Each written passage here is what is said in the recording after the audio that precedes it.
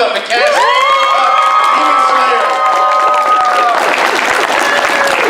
Y'all can do better than that. I need to hear it louder.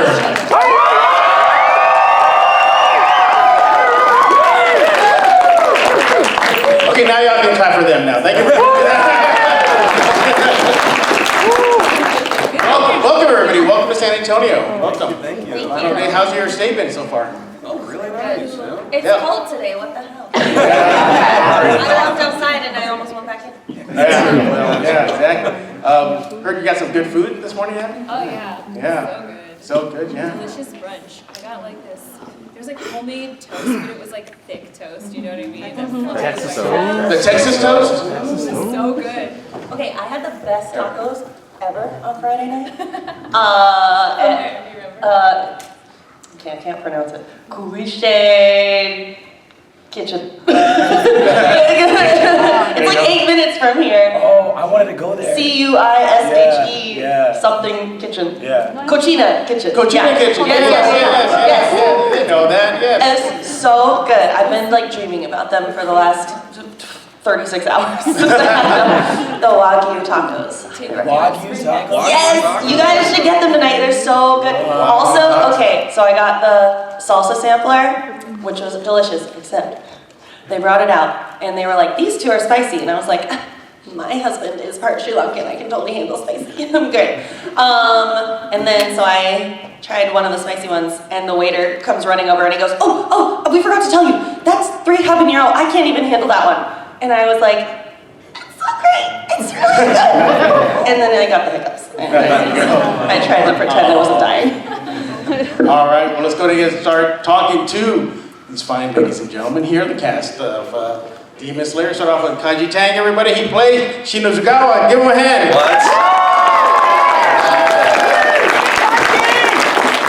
The angriest Demon Slayer.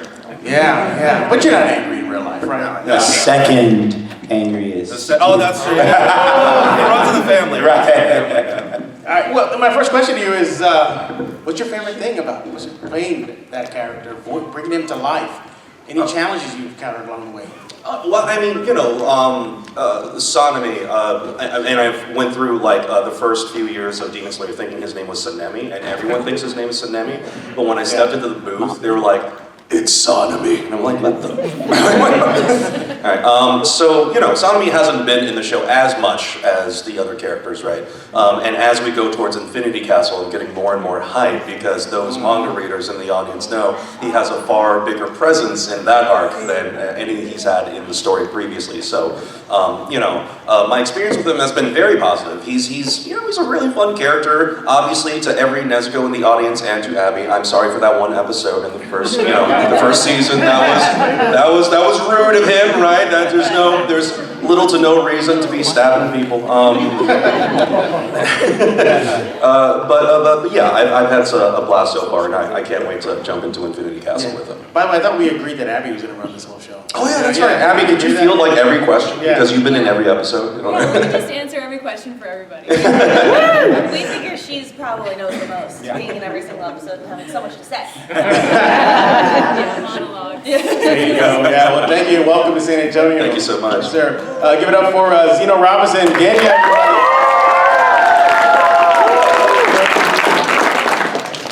Thanks. Same question, challenges you encounter along the way, bringing this character to life. What have you learned as along the way, just this journey you've been on? I want to also just preface this by saying I'm sorry for my voice. It has been going out all weekend.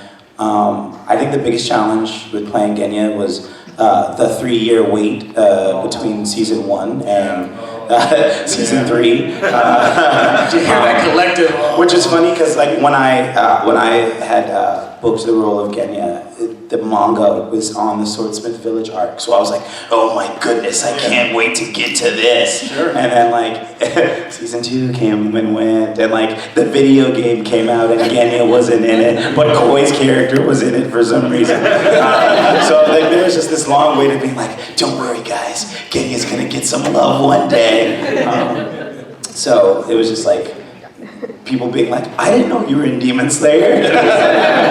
Please, I'm in the show too. But it's been fun. It's been fun. Yeah, it's He's a fun character to play, so I had a lot of fun with it. Hey, by the way, congratulations, Harry Osborn? Playing Harry Osborn, is that true? I cannot confirm nor deny these. As I look at IMDb, it's right there. These salacious rumors, unfounded rumors. Once it was on Marvel.com, I was like, I don't know if I can talk about this. I still haven't gotten any like official. Yeah, the official word. Well, in which case, alleged. Allegedly.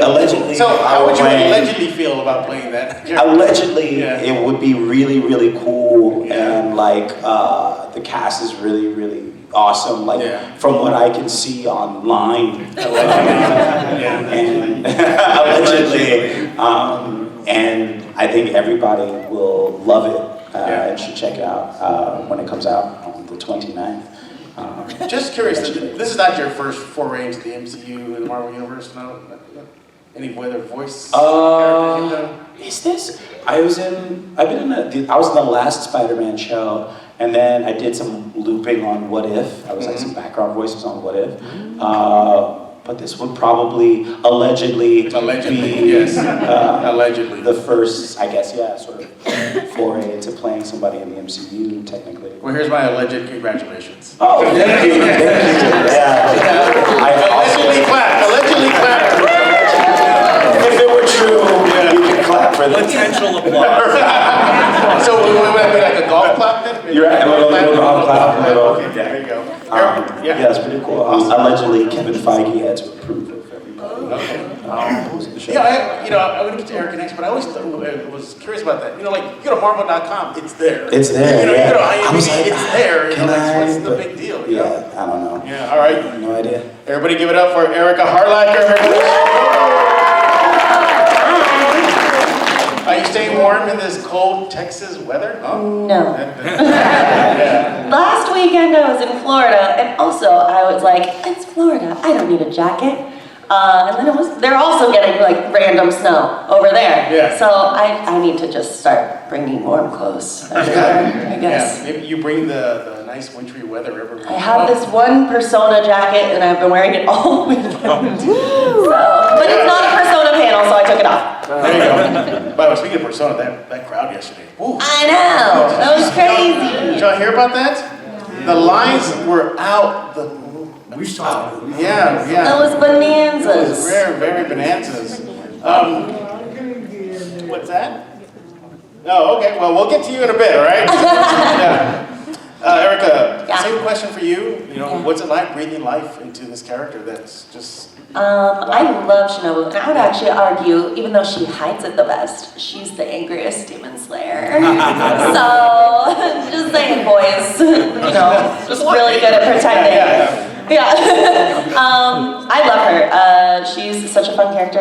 It's really fun to play a character that's so tiny and cute and smiley, but then she'll murder you. So don't do anything bad. Fun times. And it was really fun. Whenever I would go in for the video games, for some reason I was almost always scheduled after Zach, who plays Tanjiro. And he has to scream like almost every line, And then Shinobu, even when she's at her like most attacky, she's just like, huh. I'll get you. She doesn't scream. And the clients would be like, oh, poor Zach. You're so lucky. Wow, it's so nice to have like a non-screaming session after Zach's. And I'm like, oh no, poor little Zach. I should text him. But yeah, I'm really excited for the Infinity Castle arc as well. Same with Zeno. There was a period of time where I was like, did you guys forget about Shinobu? Like, hello? I know she's so popular, but she hasn't been here in a long time. But she was in the video games at least, so thank goodness. Sorry. Okay, Zeno. Yeah. He was Gruff Swordsman. They didn't even name him. He was Gruff Swordsman. They didn't even name him in the game. He has a name! He's related to the Hashira! It's just to make it extra exciting and special when he's back and being awesome. So, yeah. Did you draw any inspiration when you saw the character maybe the first time with your eyes? Did you say, a little bit of this, a little bit of that, could go into her? I said, what would a butterfly say? No, I had actually seen the character before, but I couldn't remember where. When I got the audition, I was like, why does she look so familiar to me? And then I was walking my dog around my neighborhood, and there's a car that has a bumper sticker of Shinobu in my neighborhood. And I was like, hey, I think that's the character I just got an audition for. And then I was like, that means she's probably really popular if she has a bumper sticker, and we haven't even done that part yet. So then I was a little nervous, felt like a lot of pressure. But I mean, no, whenever I audition for anime, they show us the Japanese version first, and the Japanese actress, I've played a couple of her counterparts. I think it's the same actress that played like Elizabeth in Seven Deadly Sins, and like a few other things. I think Yumiko in Kakagurui as well. So I was like, all right, I get it. Like, hi, I'm pretty and breathy. So I think I did a couple takes. I think I did one that was like even higher pitched, closer to Elizabeth, just in case. Thank God they didn't pick that. But yeah, I don't know, I just kind of went with her vibes of like pretty. You just fluttered into that. I did, Yeah. I just fluttered in. Yeah, And then the first session I had, she had 2 whole lines, and they said, great job. And I said, all right, I don't really get the bumper sticker yet, but. One more question for you. You could cosplay as a Demon Slayer, what would it be? Well, I have cosplayed as okay. Shinobu. Okay. I know, I'm kind of a nerd. Yeah, I have a friend, Reagan Catherine, who's a cosplayer. We actually met at a convention because she was a cosplay guest, and I was a voice acting guest, and then turns out she lives like really close to me. And she happened to already have cosplays for a bunch of my characters. And so every once in a while she'll be like, I'm cosplaying Shinobu, do you wanna come by and take some photos? And I was like, yes, please. We're like very similar sizes, worked out really well. But yeah, it was very fun. Assuming my TikTok comes back, which mine's working this morning, so I don't know why I'm special. I know, sorry about it. But yeah, I have some cosplay videos on there you can check out, so, All right. It's also on Instagram probably, I don't remember. All right, thank you, Erika. Thank Appreciate you. it. Give it up for Abby, Trott, and Nezuko. Good morning. It's afternoon. Sorry. Well, welcome, Abby, again. Good to see you again. Good It's to like, see you. we see each other all now. These cons here in San How was Antonio. your weekend? Busy. Busy. Here. You've been working hard. Working hard, yeah. I'm gonna get in my steps in a while too when the hands get up. You know what? I should have done that. Counted how many Shoulda. steps I've had to take just darting around Do you have here. your phone on you? I do. It counts. It should count. I should, right? automatically, Yeah. I should, right? You gotta Okay. check. All right, well, thank you for that. I was doing a really good workout streak. I was on day 12, and then I came to the convention and I haven't worked out. But I feel like I've stood up and sat down a lot. That counts. That's a That workout. counts. Yes. That's a workout. That's like squatting. It's like That It's counts. squatting, it's squatting. In my Yeah. opinion. lifts right now. Maybe Look, yeah, Kaji's doing lifts right now. Look at those guns. Those guns. Yeah. Oh, Abby, Nezuko, just wow, just so popular, just resonated with the fans right away. Did you ever think that character would reach this level of popularity? I knew Demon Slayer was kind of popular when I got the audition because I had actually heard of it. That's my gauge. Where I was like, I remember seeing it on Twitter or something like a few weeks before that this was like a very popular anime manga in Japan and that it was going to be, the anime was coming out in the States, and I was excited to watch it because I was like, oh, that looks pretty, I'll watch that. And then a few weeks later got the audition for Nezuko, and I was like, oh, I actually know what this is. Yeah.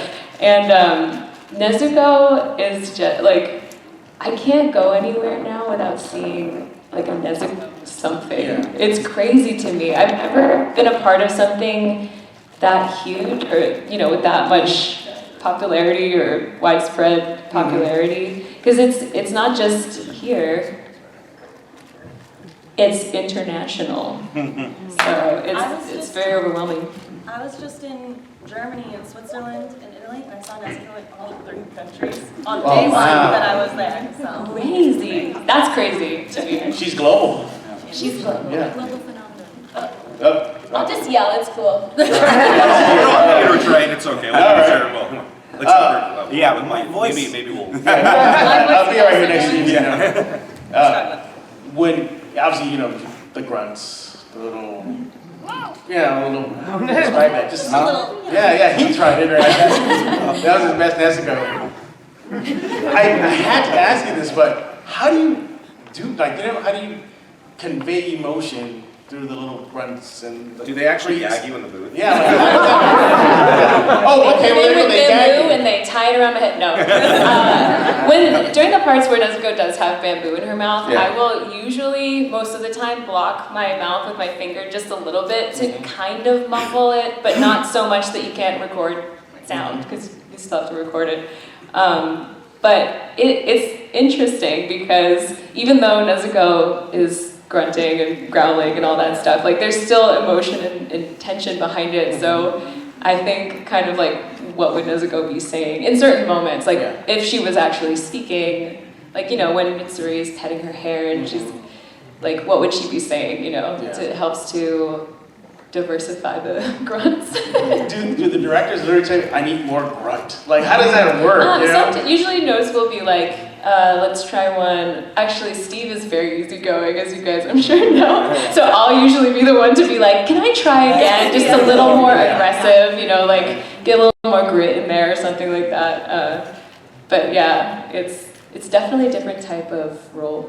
I when I first saw all the roles go out, I was like, Nezuko's gonna be the hardest role. And so when you were cast, I was like, Abby's got it. But I was also like, good luck, Abby. And I feel like Nezuko's deceivingly really difficult. It is. So sometimes it's like very easy, like especially the earlier episodes, Nezuko's only in it for the Taisho era secret at the end. And she shows up and goes, and that's it. That's my session. But then like some episodes, Fight with Daki, are just growling and kicking and fighting, and that is, as you know, very rough on your vocal cords and not good at all for your vocal cords. So those sessions I would have to basically just not talk the next day because I was so ripped up from growling. Wow. So. How long do those sessions usually last? It depends. It depends on the length of the episode. Yeah. Usually for Nezuko, like that one was like a couple hours, 2 or 3 hours, I think. Yeah. Yeah. Kaiji, were you doing your Nezuko impression right now? I thought I heard it. Oh, yeah. I mean, like every morning when I wake up, I do a Nezuko impression.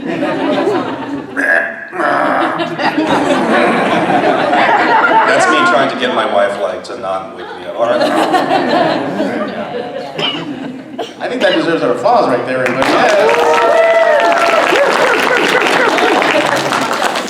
But Abby, you know, you're just looking out in the audience here, you see Nezuko there. Well, who's in Nezuko right now? We got a few of them. There you go, right there. Nezuko. Nezuko. We got any others? Any others in Nezuko?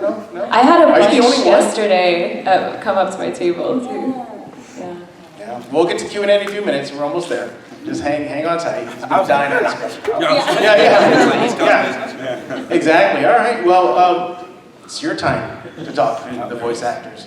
All right. So here's what we're gonna do. We'll try to keep it to one question, okay? And if we run out, we'll just loop again and do everybody one more time. All right. So here we go, everybody. So we'll start on this corner. Anybody have any questions? Nope. Nope. This aisle here. Nope. We'll go in the middle here. Okay. I'm gonna start here, then I'll work my way through this way. All right. Here, the steps are about to start counting. Here we go. Oh, I'm sorry. Well, let's start off here. Sorry, I'm like really nervous. You got this, Pikachu. So this is a question for like all of you guys. What was the like most sentimental thing that you've read or acted in like all of Demon Slayer?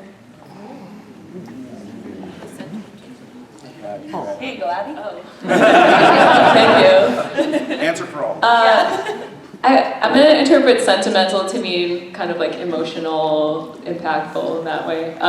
There's two moments that really stood out for me. One is in the very first episode where Nezuko's first transformed into a demon and she attacks Tanjiro and he's fighting her off with the axe in her jaws, pleading with her to remember who he is. And she does, and she tears up. And that moment for me, I could cry just thinking about it. I don't know why it's so powerful to me, but it's just like, that's of the character, both characters. You know, that is the essence of both of those characters. So that moment is really special, I think. And then another moment, kind of similar, is the fight with Daki, when after the fight, Tanjiro is kind of trying to calm Nezuko down and she's crying and remembering their mother, and that was a very emotionally intense scene. Like that whole fight and everything it was hard to do.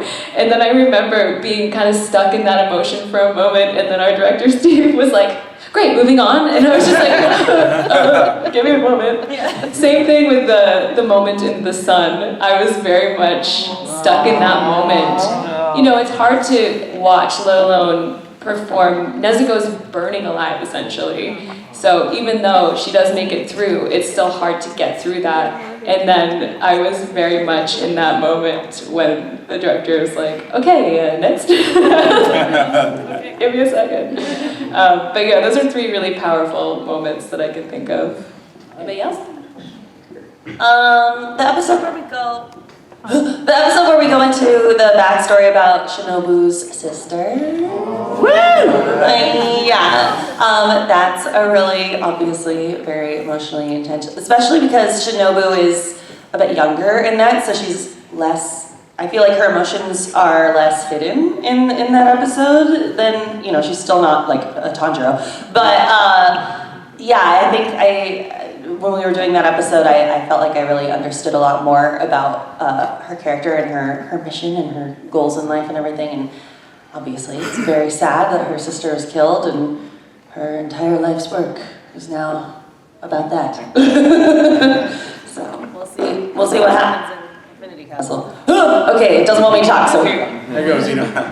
I think there's this episode in Swordsmith Village where Genya thinks he's gonna die, and he is like, I did all this so I could apologize to my brother, really, and I also got to play younger Genya, so we got to do like the flashback scene and what happened with the Shinazugawa brothers past, and like what led both of them to where they are, and like that was a very very emotional, heartfelt scene, getting to act that out and then play Genya in this moment, like thinking back on it, and like how he feels like he'll never be able to get this opportunity, and how he feels like he can't use breath, so he's like, I'm untalented, I'm like not this, and I'm not this. And, yeah, it's like for a moment we get to see inside like who Genya really is beneath like the rough exterior. So yeah, that was a fun scene. Kaiji? Yeah, I want to say it's for me, obviously the flashback was like super intense, like it's a sodomy. You know, you can sort of pinpoint the moment where this character had to wall himself off emotionally after the stuff that happened between, you know, his mom, his brother. Like as they were walking away, when he was telling him, it's like, hey, it's just sort of like us now, right? Yeah. Like that's the start of him like just being like, okay, like this is the rest of our lives, we have to like take care of ourselves.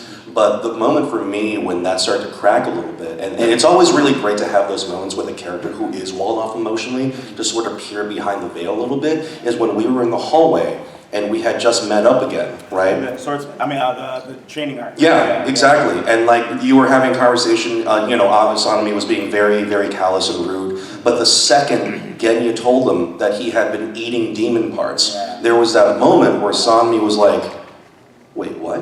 Yeah. Right? Like that was the moment where like you can sort of be like, you know, Sami had at that point completely closed himself off emotionally, and that moment you can see a little crack, you know, you can see the brother, and you know, he goes in and he tries to blind Genya, right? But that moment was not really in a fit of anger, it was in a fit of panic.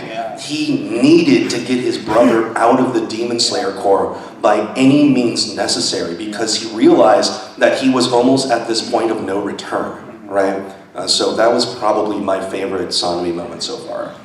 Good It's a answer. really good show. That's good. Okay. We got another one over here. First of all, I love your work, like all of you guys' work so much, and like any anime that you've been in. This is my first con ever. This is my first panel ever. So I know you guys probably like have this question asked a lot, but I was just wondering, what was your favorite moment to play or like to voice in like your whole Demon Slayer? Yeah, like the whole Demon Slayer, like experience. So for me, I'm just gonna start because I have I'll pass it back. So for me, like, you know, most of them have gotten to do like really cool like breathing techniques and like special moves throughout the series, and I hadn't gotten to do anything, right? But finally, recently, he finally got to do some wind breathing, and I was so hyped. I was like, oh my god, I've been waiting for years, you know, like. So when Steve was like, all right, we're gonna do some wind breathing, I was like, yeah, let's go. Yeah. I can't help but think of like when Genya first shows up to sing Tanjiro, and he's just like standing on the roof with the gun, and you see the gun for the first time. And he loves like a mystical, you know, and I was like, I've been waiting, kind of like similar, like I've been waiting for so long to be in the show. America breathing. Yeah. And I think he has such a cool like move set, like the gun and the demon powers, and so like getting to do that, and then getting to like go even farther with the voice when he like goes demon mode, like all that stuff is like really, really satisfying to do. My favorite stuff so far has been the very first fight that she did with the spider demon. Such a cool intro to a character. Oh my god, I was like, that was the moment where I was like, I understand the bumper sticker. Yeah. She's just so, she just has that smile, which is like terrifying in the middle of a fight, and she's just like, I can't decapitate any demons, but I don't need to. And it's such a cool, it's like my favorite character intro I think I've had. So yeah, I'm very excited for things that are coming up, but we won't get into that right now. Yeah, allegedly. Allegedly, if manga readers are here, you know. Yeah, I think it's the scariest Hashira. She's so scary, right? I love her, she's so real. I have a favorite line now. I don't know if this is a spoiler, but if you guys have seen the latest arc, there's this part where Zenitsu is coming back to the village after summer, and he sees Nezuko in the sun, and he freaks out, and he's so excited to see her, and then she says, "Welcome home, Inosuke." And Alex's reaction is priceless. I laughed so hard. I think he is so funny in that moment. So that whole little scene is now my favorite part of the whole show. Really quick, just for my brain. Manga readers versus not manga reader. Manga readers? Not manga readers. Just so we have the map. Okay. It's just, it becomes like a slice of life anime after this. They all go to college and they live in the dorms together. It's like, it's really exciting. He's like, welcome to Infinity Castle, and it's just like endless. Yeah. It's like, just kidding. Yeah, exactly. We're all competing to be the prefect. Right. Yeah. All right, got another question here. Alright, so how do you feel about your character's last panels or chapters in the manga of the anime? What, your last Yeah. panels? Like some of the last panels that have your characters. How do you feel Can we about talk about those?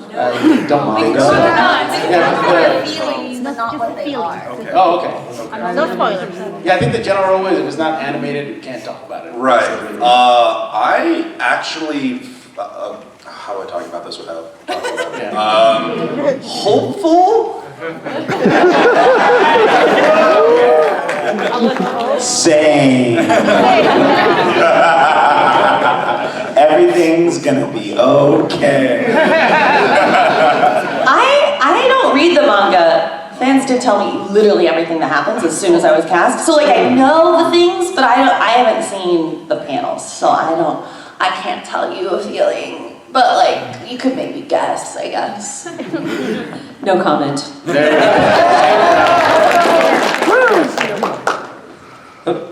Hello. Hello. Alright, so I noticed when Abby was talking about how Nezuko would have like one noise, and then that would be all you'd record, or how I remember back in like 2016, 2017 when Rooster Teeth was a thing.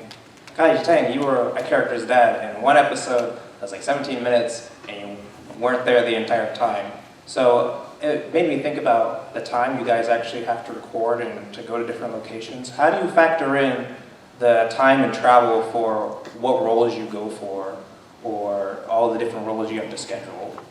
That's a good question. That's my agent's job. That's what I pay. Yeah, it is, I rely on my agents a lot. I gave my agents access to my calendar long ago, and I was like, you do it. But yeah, it does, it does depend. I've traveled 2 hours or more to a studio before because LA traffic can be a lot, and we don't get paid till we get there. So some days, 4 hours of travel, and I'm just like, living the dream. After the pandemic, I do more stuff from home, so I haven't traveled that far since the pandemic, because if it's ever gonna be that far, I'm like, what if I did it from home? In my pajamas, and everyone is usually like, oh, of course, that's way too far. Yeah, but it's, usually my agent's job. I rely on them a lot. Same. I have my ADHD brain. Oh my God. Nothing would ever get done if it was left up to me. Yeah, well, I also put my sister in charge of my calendar, so I have 2 people in charge of my calendar Same. that are not. When I had to be like, hey, I'd pull a friend aside, like, do you want to be my assistant? That's what I said. My sister's a lawyer, but she's on sabbatical because she has young children, and I was like, I don't want to ask you because I'm sure you're so busy. And she was like, I'm a little bit bored when they're napping, so give me a job. And I was like, oh, Yeah. what a good sister. Oh my gosh, she's so organized. Yeah, so I just have someone more responsible than me. Basically. Do that. All right, we're good. Okay, we have another question back here. Good morning. So, the sibling and family relationships is a very big theme in Demon Slayer, and on that note, it's my brother's birthday right there. Wish him happy birthday, everyone! So, on that note, related to siblings, how has the sibling dynamic resonated with you, whether that be with your family or with your fellow actors? Are you asking about our relationships with our family? You don't have to go into that, but because we got the brothers up on stage, we got Shinobu and Kanao, and then of course Tanjiro and Nezuko. So how does that make you how does it make you feel inside? I had some other siblings too at the start of the show.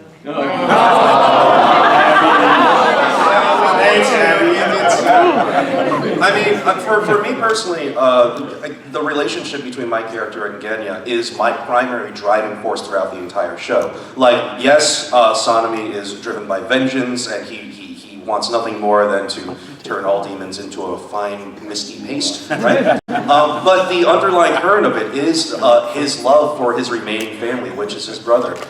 So everything he does comes from that core, right? Even though you may not be like, on the surface level, you're like, oh, he hates his brother. You're like, he can't stand him. But underneath it is this very deep brotherly love, and he would do anything to keep him from danger, right? So that's how I approach the entire character. So yeah, it's everything for me, at least. Very, very much the same, and Genya says as much. He's putting his entire life and livelihood at risk, while he also feels like he's been handicapped, right? Like, the demons in perspective are like the most dangerous creatures on the planet, and Genya can't even use the primary function to defeat them or to withstand them, which are the breaths. But he's willing to put his body at risk and his entire life at risk just so he can reach this pillar for no other reason than to apologize to his brother, because of how he feels, and their trauma impacted their lives in very specific ways, like being closed off. Genya's sort of closed off in his own way. He's more abrasive toward the world, and it's the primary driving force why they do everything. It's like love in a different way than Nezuko and Tanjiro's love, or Shinobu and Kanao's love. It's like, at the end of the day, there's how your family bonds influence your life, and the core of it is love, even though everybody expresses it in these different ways that are informed by all these different traumas, right? Yeah, so like I said, I have a sister. She's 2 years younger. She definitely on paper seems like she's the older sister with her law degree and her children. And I was like, I can only pretend forever. But yeah, I think that definitely helps.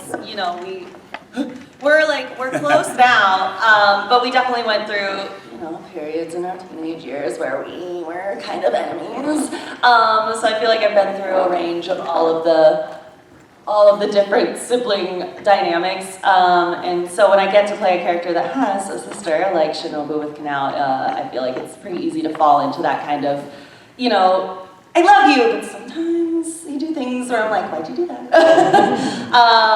But yeah, I also feel like Brianna Knickerbocker, who plays Kanao, she and I can fall into like the sibling dynamic pretty easily because we've known each other for so long at this point.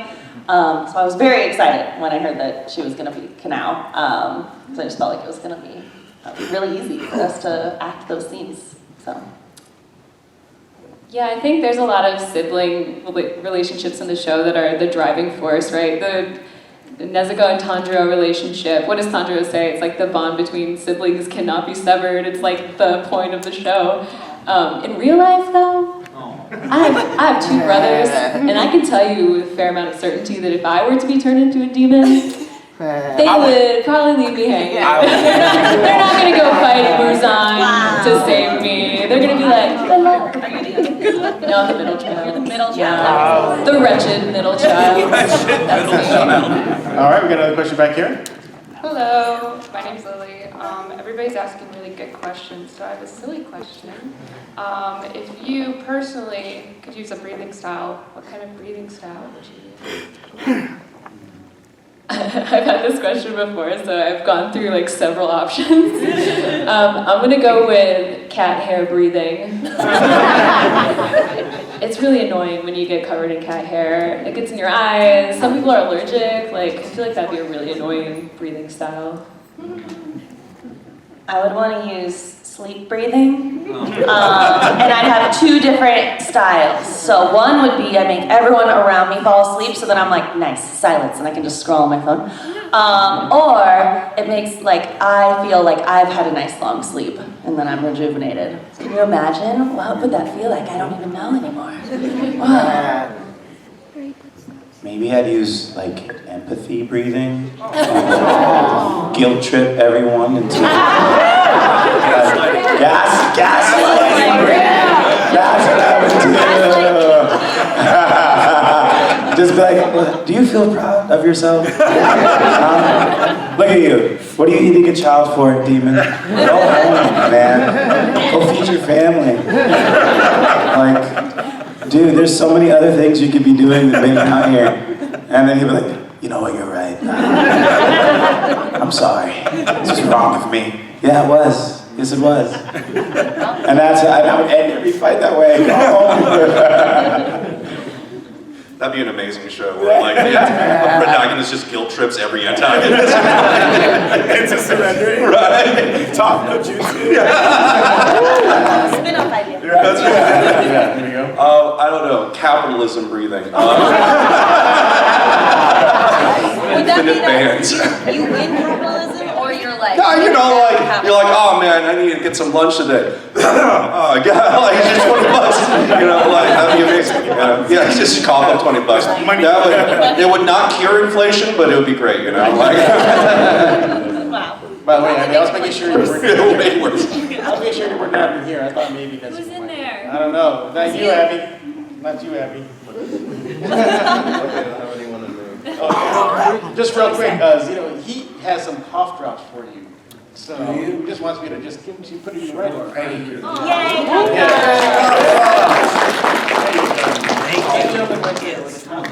I appreciate the medic. Thank you. All right, bro. I'm working my way up this aisle here. All right, man, good.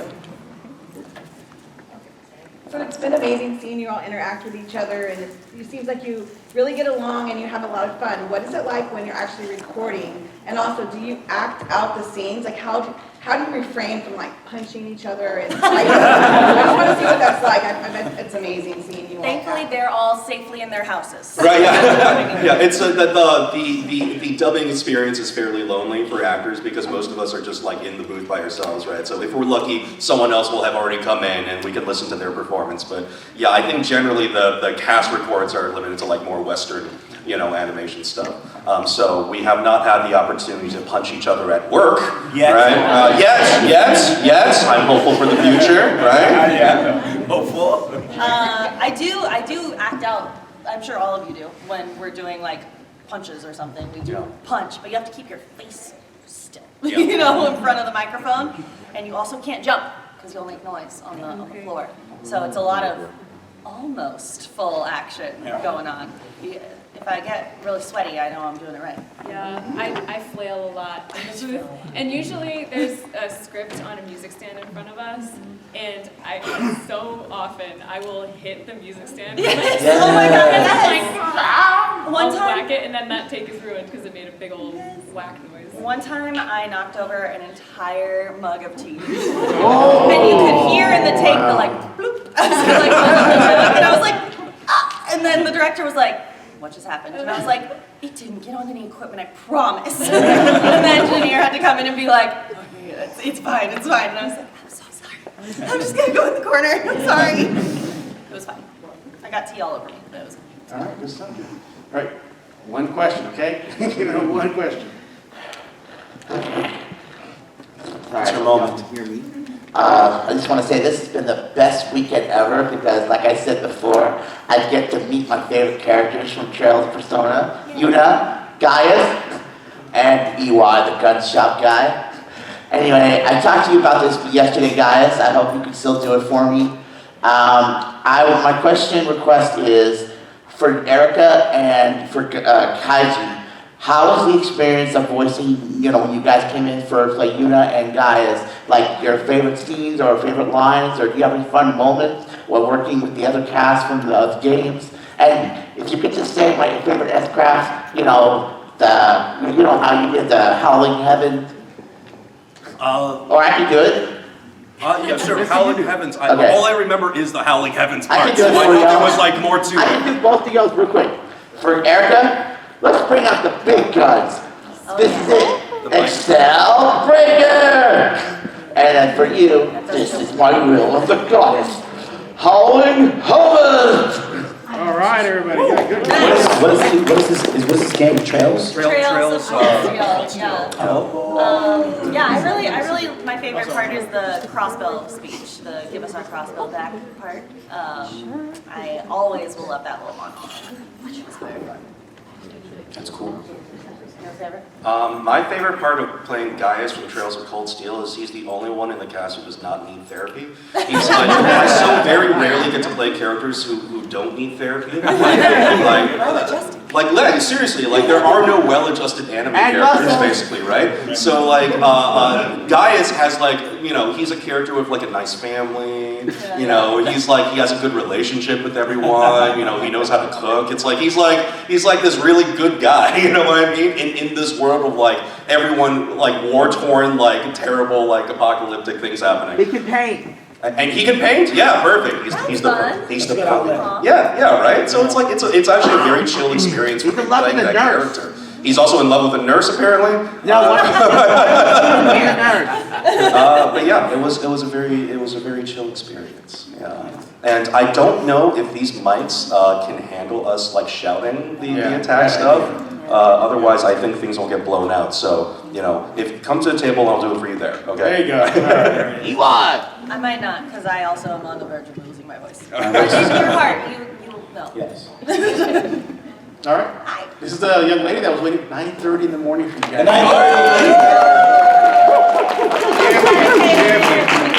No pressure, but go ahead. What's your question? Out of all the works you've done, which one can you see your Demon Slayer character in? Other things we've done? Yes. Oh, Hunter x Hunter. I feel like Shinobu would fit in really well. She'd be a great hunter, right? She'd ace that hunter exam immediately. Zeno? I'm the only one. I know. Spider-Man, maybe? Spider-Man? Genya? What? Allegedly? No, allegedly. That would not work. You get arrested so fast. Spider-Man would be pissed at you. Yeah. You're 16. How do you have a sawed-off shotgun? The banter would be good, though. Yeah, very good. I don't know. I feel like Sodomy, as strong as he is, like he would be severely underpowered in like JJK maybe. Yeah, I don't know about that. Maybe like Hunter x Hunter is a good one. I was also in Hunter x Hunter. I think he would fit in really well there. I was in unreleased project, a Yu-Gi-Oh project. Yeah. I'm forever furious. I know, me too, So me too. We were both in this Yu-Gi-Oh project that never got released, so I would love to see Sodomy play Yu-Gi-Oh. I think that would be the most entertaining thing to see. I know, right? Attack on Titan. I need Johnny. Oh yeah, Attack on Titan. Attack on Titan would be good. Yeah. Genya would be a good Survey Corps member. I was trying to think of like a nice like slice of life something for Nezuko because she really deserves it. So I'm gonna say like my love story with Yamada-kun at level 999. I could picture her being a little gamer girl, just chilling. I feel like. Was that Misfit of Demon King Academy? Maybe. But I want a universe where there's no violence. There's no potential demon threats. Yeah. She's just happy. Yeah, she can virtually fight monsters. Yeah. Not in real life. Okay, next question. Okay, so the Taisho era happens in like the 1910s, 1920s. There's actually a lot of technology they have available to them, like film and telephones. How do you think your characters would handle learning to drive the car? That's already there in their time. This is Ford Model T. Oh, I think Nezuko can do anything, so she would be great. She'd be a great driver. Responsible. I feel like Shinobu would have that like old boomer mindset of like, I'm not doing that. Like that's probably, we don't need to have these cars. Everyone is so lazy, we can just run. All these youths with their cars. She's like jumping through the trees, being like, back in my day, we all just ran to the demons.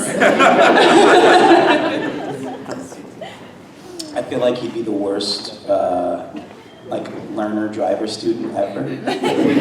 Genya would crash like 3 cars. And like get frustrated and just be like, you know what, screw it, I'm just gonna crash it. We gotta start over. Yeah, I really think the Shinozagawa brothers would invent the concept of road rage. Right? Yeah. Like, that's where it would start. Fatality on the first day. You guys would set the technology back. Yeah. All right, we got a next question up here, up front row. Hello, good. Hello. I've never been able to ask a question before. Oh my God, you're waiting. So mine's a more voice actor question in general. So it's, do you see the scene as in the booth? Like, can you see and follow along with it? Oh. And if it's a yes, have you ever wanted to change or add to the scene? Because it's already set in stone most of the time. You know what I mean? Yeah. But have you ever been like, That's a good have question. you ever Yeah. like, changed anything about it? Like, I don't like this. My character deserves better. Yeah. There's plenty of times, the first answer to the first part is yes, we do get to preview the scene, right? And depending on where you're working, whether in LA or Texas, sometimes they let you chase it on the preview, which is sometimes really fun because like if you chase on the preview, if you get something workable, they can just keep it and you have less to do, right?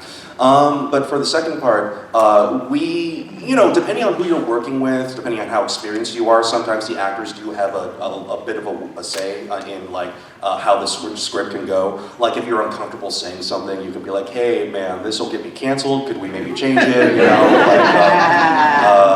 but usually what we get to do when we get to change a script is the localization line sometimes will not fit the lip flaps, and so we get to come up with something on the fly where it's like, okay, well, what's written down doesn't fit, maybe let's do this. We can pitch the director an idea, if they like it, it's like, hey, let's go with that. And then we all joke about getting a writing credit, and we never get it, and we never ever get it.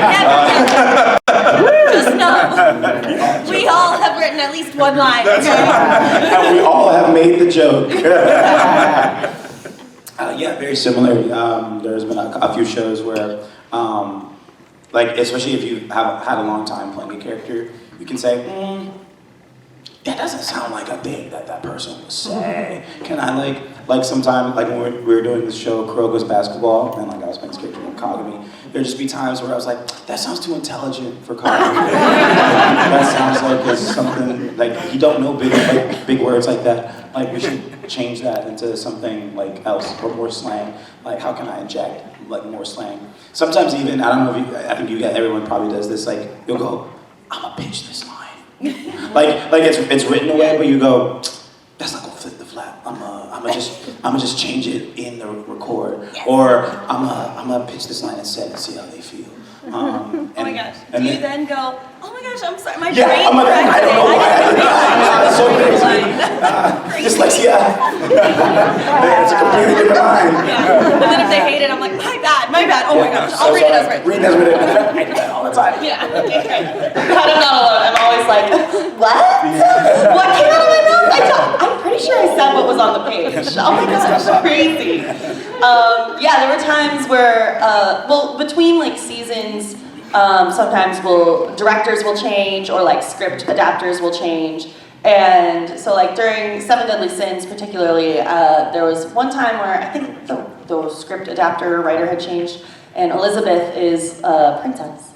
And they had her saying very casual lines, and I was like, I don't think that she would even know like what these words mean. I feel like she's very, you know, kind of naive and regal, so we would go in and change that stuff. My least favorite thing that happens, and if you watch subs, you probably don't notice because you're looking at the subs. Japanese does not follow the lip flaps a lot of the times. And they'll just randomly close in the middle of a line while the Japanese actor's still talking like a normal person, but then the drawing is like ba ba ba ba. Ba, ba, ba, ba, ba, ba. And then the line that we're supposed to say is supposed to be like one continuous sentence. I hate that so much because then we have to do that awkward anime thing where we have like a weird pause and we're trying to like figure out a way to have the line not sound just like I'm in the middle of a sentence, you know? And so that's the times where I'm like, I wish we could just go in and like just fix those a little bit. But yeah, there was one more thing that I do is sometimes I'm on the internet more than perhaps the directors are. And so sometimes I know like little memes or like things that fans really like that we haven't gotten to yet. And there was this one meme for Hunter x Hunter where Kurapika is in the hospital and he has bandages over his eyes. And he's getting something explained to him and he says, I see. And it was such a meme. And so we got to it and I was like, please don't have changed it from I see. So we get there, it says I see. I start cracking up because I'm like, yes. And so Tony Oliver's the director and he's like, why are you laughing? And I'm like, I see his bandages on his eyes and he's saying I see. It's like, it's a meme, it's funny. And Tony was like, oh, should we change it? And I was like, no, Tony, you can't change it. Everyone will write, okay? This is like a favorite moment. And he was like, okay, I mean, now that you've pointed it out, and I was like, I should have stayed quiet. I'm so sorry. You kept it the same, don't worry. But yeah. Yeah, so a lot of times for anime, it is obviously, we're dubbing to a pre-existing picture. Sometimes we're doing a simul-dub and things are kind of unfinished. But most of the time, we are supposed to be following the timing of the Japanese. Sometimes we can get away with finagling things if the flaps or the dialogue is off-screen, meaning like if you can't see the character's mouth, sometimes they'll give us a little leeway to mess around there. But a lot of the fun stuff is in doing like prelay animation. Yes. Sometimes prelay animation being like, you're recording the dialogue before they're animating the cartoon. So like Big City Greens, or I was in Carmen Sandiego on Netflix. And that show was really fun because we got to do some improv. Me and Mikey Hawley, who played my brother, we would just bicker as siblings, and sometimes that dialogue would make it into the show. Not scripted, it was just stuff that we were, going off, So that's always fun too, to like discover moments like that. And yeah, every once in a while when you're not viewing the mouth flaps, you can get away with that in anime, but not so often. Yeah, there are times in anime where I'm like, God, if I just had one more second of the lip flaps, I want to do this really cool acting thing, but I can't. I have to like rush through this acting moment, and those are the times where I'm like, no. But yeah, that's why prelay is the most fun in my opinion. there's like also times where you're like, I want to take this really cool, nuanced pause, or like a stutter. Like, oh, there's extra flap. Can I just stutter into that so it sounds more natural? And sometimes you don't have room for that. Do you guys also do this thing like on certain shows where you're like, I really want to nail this? Like, you pull up the manga in case you want to make sure a scene stays like kind of accurate. I worked on done that like 2 times. I worked on this show where I was like, I'm not like. It was called Go Go Loser Ranger, and I really wanted them to. Oh, yes, man. So there was a scene where Fighter D challenges the Rangers for the first time, and in the script he said he was a supervillain, and I was like, can I fight this? Because he doesn't consider himself a supervillain. He's a monster, and he's proud of that. And I think calling him a supervillain takes away this like sort of nuanced thing where he doesn't consider himself evil. It's his nature to be a monster. And so villain has this like, and so I was like, they were like, okay, well, what do we change it to? So I like pulled up the manga and I was like, can we do something a little similar to what's a little closer to the manga? And so we came together and like and I thought it honored the character way more than like the original, how we like had scripted it out. So like sometimes I like, on certain stuff, I'll like keep the manga with me and I'll be like, okay, I just really want to make this perfect because I'm insane. Next time you guys hear a sub-elitist say that dub actors don't care, like we sound like we don't care, you tell them about this. Okay? Because we care a lot.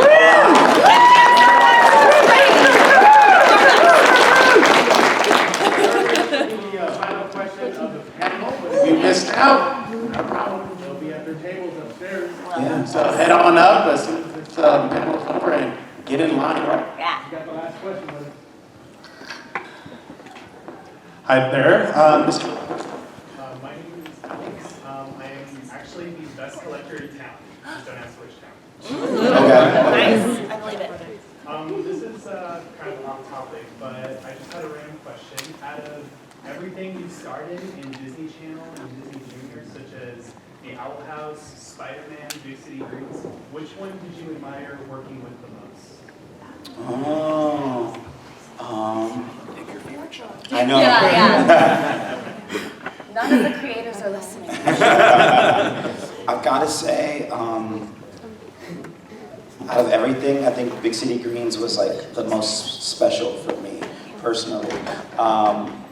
Like when I booked Spider-Man, me and my agent got really excited. We were not the alleged one, but the other one where Robbie Daymond was Spider-Man. Right.